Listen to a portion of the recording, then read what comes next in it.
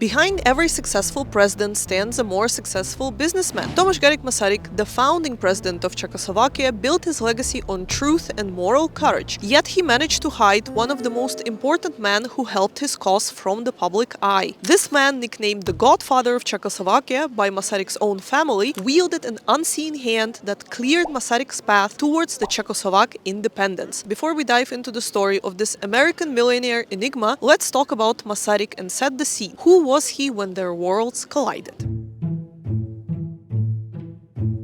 It was 1896. Masaryk, together with his family, lived in Prague, still part of the Austro-Hungarian Empire at that time. He worked as a professor of philosophy in what's now called Charles University. Sounds like a peaceful life, except 2 years prior, Masaryk rather dramatically resigned from a political party called the Realists because he thought they were too radical. He wrote an essay about it called The Czech Question, where he discussed the crisis in the Czech national identity, and because of that was labeled a traitor by nationalists.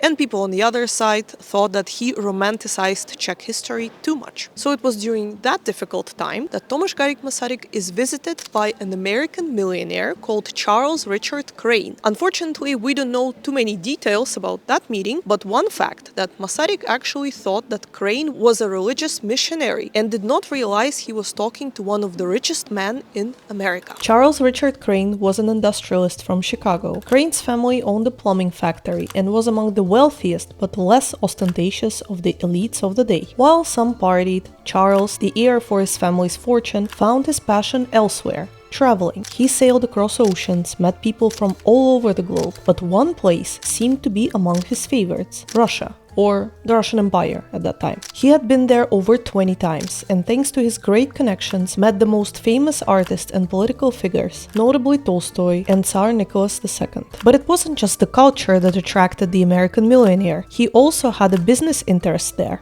Ever heard of Trans-Siberian Railroad? Well, Charles Crane signed an exclusive contract with the Russian government on building it, securing the monopoly. The company was created as a subsidiary of the Westinghouse French company, with shared profits. That was his biggest financial venture there, but this video could be easily 3 hours long if I mentioned all of the things that tied Crane to Russia. At the end of one of his voyages, he was going back home through Prague, where his friend and the person he installed as a head of the freshly established Chicago University, William Harper, recommended him to meet Tomáš Masaryk, a specialist of Slavic history. Even though their first meeting gave Masaryk a wrong impression of Crane, it sparked a strong friendship that provided Masaryk plenty of work opportunities and eventually helped him to establish Czechoslovak independence. But what were Crane's intentions actually? Crane played a big role in establishing Chicago University and opening one of the first faculties of Slavic studies there. He was looking to familiarize his fellow Americans with Slavic culture, as it was both his personal and financial interest to expand to that part of the world. At the time of Crane's arrival to Prague, he was looking for university professors to give lectures in Chicago at the Slavic faculty, and of course turned to Tomáš Garrigue Masaryk for help. Masaryk accepted the offer and arrived to US in 1902 to give 17 lectures in total for $2,000 per week. Most of them were about Czech history, but there were also some about Tolstoy, Dostoevsky, and the role of Poles and Southern Slavs. So in total, he most likely earned $8,000, which in today's money would be equivalent to $300,000. That exceeded the salary of the US university professors and was equal to about a decade of salaries of Prague University professors. And having read enough about Charles Richard Crane, we can also guess that all the travel expenses and accommodation were covered as well. The bond between the Czech professor and American millionaire was growing stronger, so much so that when later the Masaryk family experienced some issues, they turned to Crane for help. There was trouble with Jan Masaryk, the youngest son of Tomáš and Charlotte, who repeatedly failed at school and got out of hand so much that his parents decided to send him to work at Crane's factory, Bridgeport Foundry in Connecticut, when he was 19 years old. It is definitely tough love that Masaryk's practiced. Jan was in the US for nearly a decade, and while he did work for Crane, he had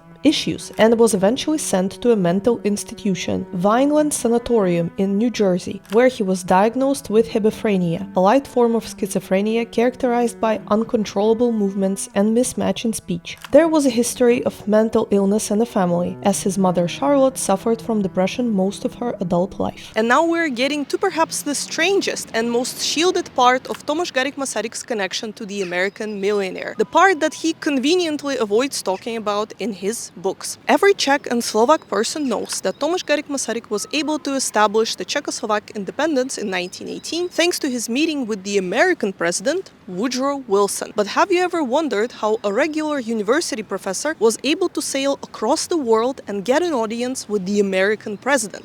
Let's break it down. When the First World War breaks out and Tomáš Garrigue Masaryk has to go into exile, he spends time traveling and gathering support for his cause. To prove to the Western Allied forces that Czechs and Slovaks are fighting on their side, his political group encourages their compatriots to desert the Austrian army. Czech and Slovak prisoners of war then form a military unit in Russia known as the Czechoslovak Legion. After the 1917 Bolshevik Revolution, Tomáš Garrigue Masaryk quickly made plans to go there. He arrived in Petrograd, hoping to get the support from Pavel Milyukov, the Minister of Foreign Affairs, and his Chicago University buddy. But, bummer, Milyukov loses his political power right when Masaryk arrives to Russia. And that's when Charles Crane comes to the rescue. Yes, he was in Petrograd as well. Very convenient. With Crane's help, he won the approval of Kerensky, the new Minister of War, whom the millionaire knew personally, and was able to form a Czechoslovak military unit from the deserters, around 20,000 people. That mission accomplished, Tomáš Garrigue Masaryk left Russia in late March 1918 to America, where he found Czech and Slovak compatriots backing up his cause. Back in the US, Tomáš Garrigue Masaryk was warmly greeted by a community of his compatriots abroad, even though he later denounced their help by labeling them radical nationalists without a formal agenda. They were pretty damn useful when they organized protests for him, gathered money for his cause, spied for him, and spread the awareness about this little-known European region among the American public.